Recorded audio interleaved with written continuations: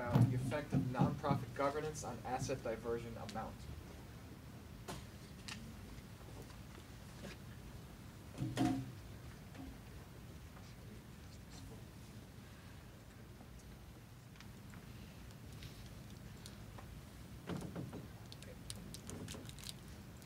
Good afternoon, everyone. I'm very honored to present my research work here. My name is Chengjian Wu, and from Rutgers Business School, and my co-author is Professor Richard Dao from West Virginia University. According to a recent report conducted by ACFE, the nonprofit organizations in the United States are experiencing severe fraud, resulting to a loss amount of up to 75,000 US dollars. So this research focuses on the nonprofit organizations that report being aware of a significant asset diversion in Form 990, which is the tax return for organizations that are exempt from income tax. There has been prior research provided evidence, a qualitative evidence, that stronger governance leads to less likelihood of fraud. But this research tries to advance the prior research quantitatively. Specifically, this study examines the association between the disclosed dollar amount of loss and the duration of asset diversion and the governance level in nonprofit organizations. Furthermore, this research is trying to examine whether the governance level increases significantly following the year when the asset diversion is discovered. Well, this is the hypothesis development process. As I said, prior research provides evidence that stronger governance level leads to less likelihood of asset diversion. Furthermore, there is also prior research providing evidence that in for-profit settings, the governance level is significantly correlated with fraud occurrence measured by dollar amount. So in this research, we hypothesize that the dollar amount of loss in the nonprofit organization is negatively associated with the governance level.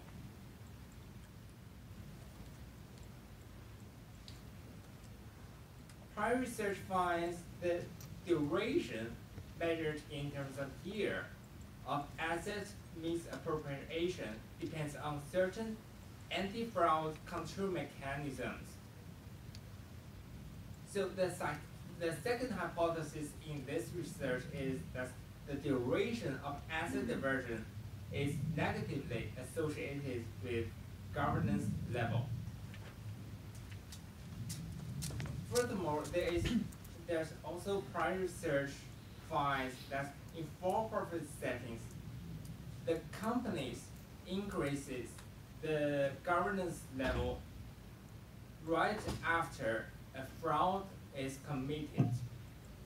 So the third hypothesis in this research is that the governance level in nonprofit organizations increases in the tax year right after in the year when the asset diversion is discovered.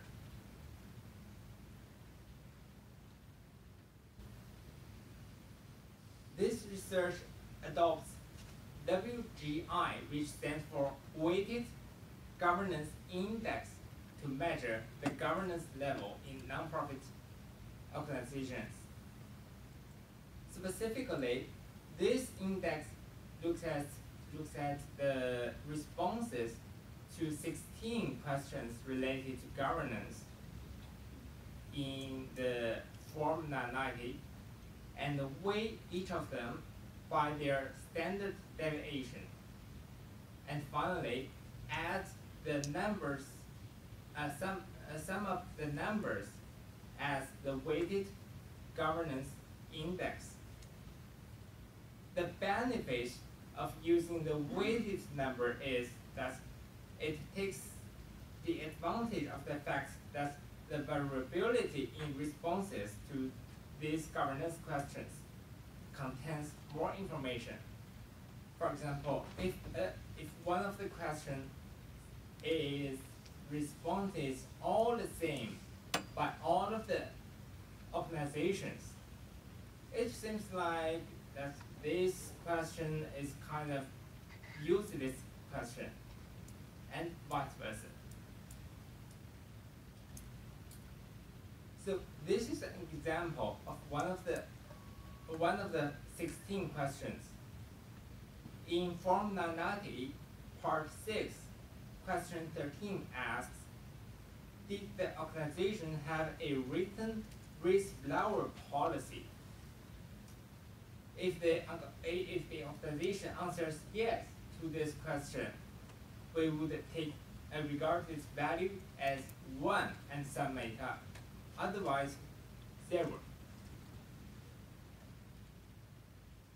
So this is a list of all of the 16 questions that we look at in Form 990.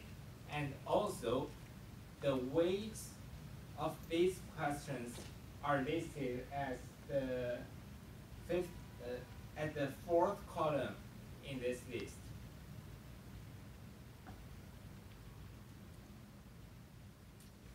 Well, this regression model is used to test the first hypothesis. The dependent variable is dollar amount of loss. The independent variable is WGI, which stands for Weighted Governance Index, used to measure the governance level. We take the complexity, age, program ratio, growth, and size as the control variables. Also, we consider the year effect and industry effect. We use a similar regression model to test the second hypothesis.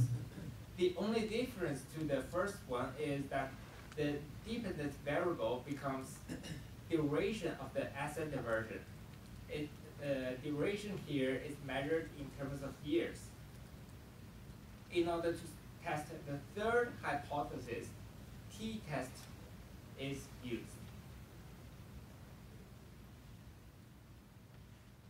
All right, this is the description of all of the variables in our regression model.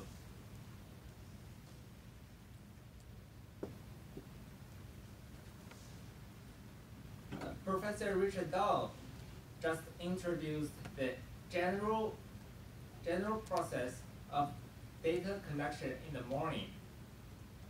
Here, I would like to tell that for those organizations that report being aware of asset diversion in Form 990, it is required by IRS that they also disclose the dollar amount of loss and duration information in Schedule O, which is an attached schedule to Form 990.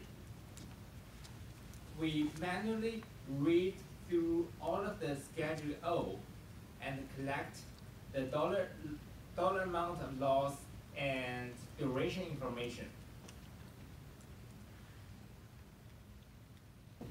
To the best of my knowledge, this is the first research that utilized the full population of e-file Form 990s since 2011 for empirical research purpose. Well, this is the empirical results. As expected, the first hypothesis is supported by our empirical results. As you can see here, the coefficient of weighted governance index is negative, and the p-value is 0.8%. This result indicates that the dollar amount of loss is negatively associated with the governance level in nonprofits. But the second hypothesis is not supported. As you can see here, the p-value is 0.82. As expected, the third hypothesis is supported by our results.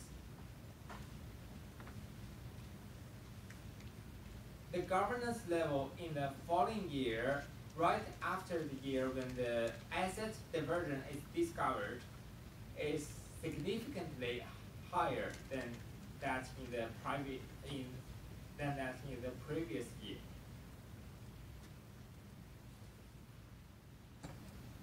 In this research, we also use another governance measurement to do the robustness test. In order to do the robustness test, we use governance index 14. The difference between this governance measurements and the prior one is that this governance measurement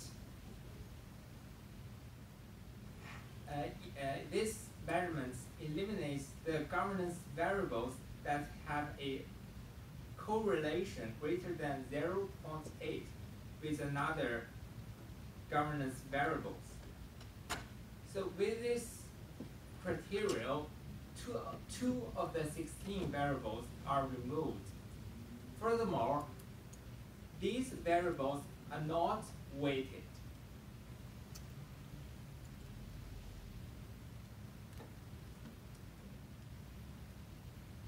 Likewise, the robustness test supports the first hypothesis. The coefficient of dollar amounts of loss is still negative, and the p-value is 1.3%. The second hypothesis is also not supported by the robustness test. And similarly, the third hypothesis is supported by the robustness test here, using another measurement of governance level for nonprofit organizations. So the conclusion of this research is threefold. First, the disclosed dollar amounts of asset diversion events is negatively associated with governance level of nonprofit organization. Secondly, the duration of asset diversion is not significantly associated with governance level of nonprofit organizations. Thirdly, the governance level in the following year becomes significantly higher than that in the year when asset diversion is discovered. All right, that's all of my presentation. Thank you. And I'm looking forward to your feedback, comments, or any questions.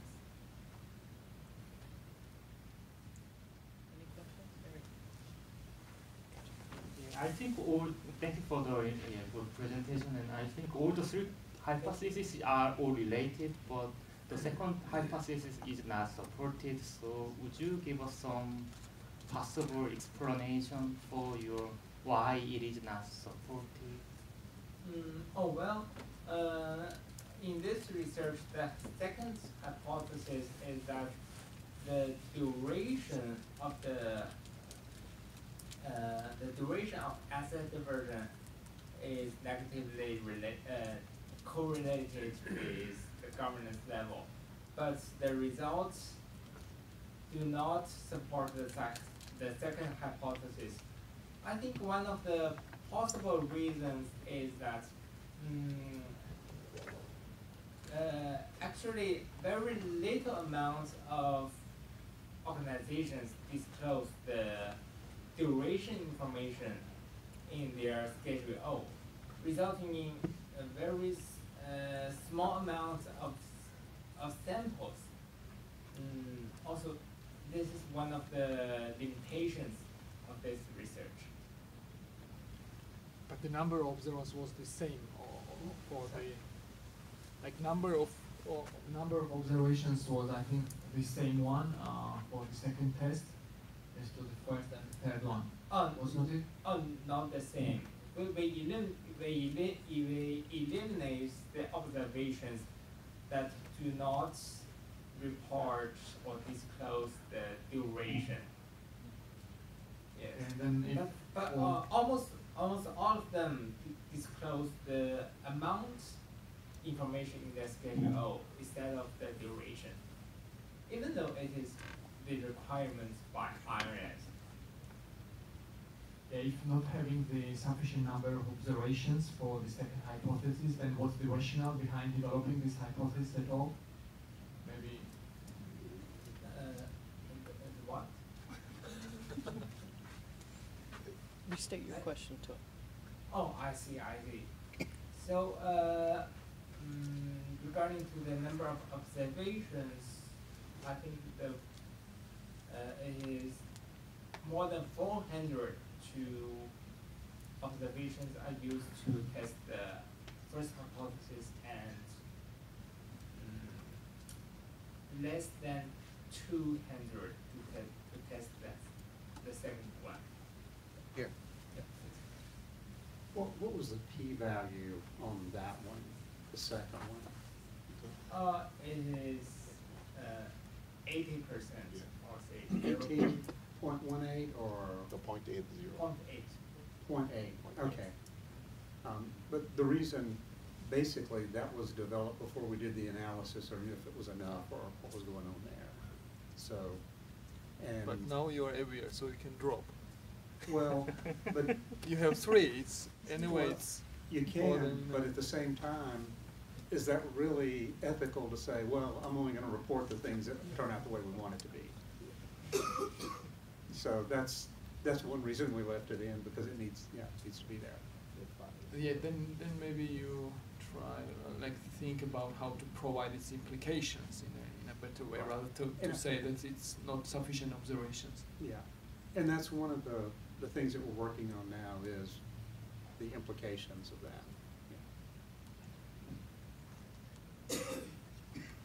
Real quick, I know we have at least one more question, but also just a reminder, if you haven't voted yet, please vote, because we're going to be collecting them after this Q&A session. So if you haven't voted yet, do so.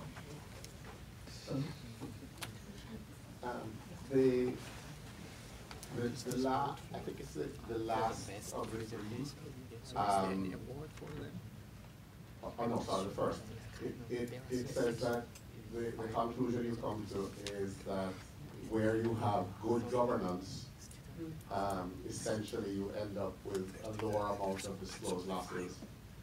And so my question is really, what exactly is the story that you're telling? Does that mean that there are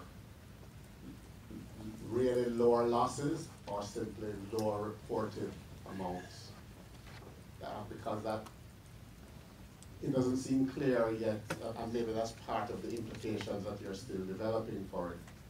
But as I say, does that mean really lower losses or simply lower reporting?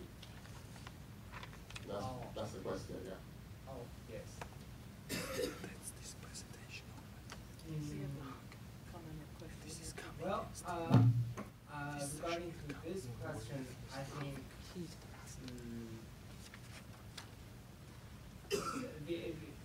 the amount reported for normality, almost all of them come from with the actual loss. Okay. So I think that's the number of dogs. So it's the actual amount of loss, not just the amount reported. It may not be the same thing. I have a comment on that also. They're reporting to the IRS, you know it's exactly what it's supposed to be. Okay. Mark that as sarcasm, okay? Yeah. But I think, you know, the overall story is people really know what they need to be doing with governance. But a lot of times they don't do it until they have the loss. Right. So what can we do to go ahead and improve governance before we have losses? Yeah. I mean, that's the bottom line of the story, I think, with what's going on. Okay. I think an interesting extension of your work, because you now have this data set. One way that donors to not-for-profit organizations have to measure the quality of the organization, there's two websites, and at this moment I can only think of one. Charity Navigator is one of them, and I can't think of the name of the other. But you should. GuideStar. GuideStar, yeah. Oh, yeah. This data is a natural to look at the effectiveness of those measures, GuideStar and Charity Navigator. And I'm not sure which one you would say is a more credible source, but they are maybe in semi-independent takes on the same issue. Should I make my charitable contribution to organization X or to organization Y? And I think you have some real data there that could be very interesting. Yes. Well, when we developed this database,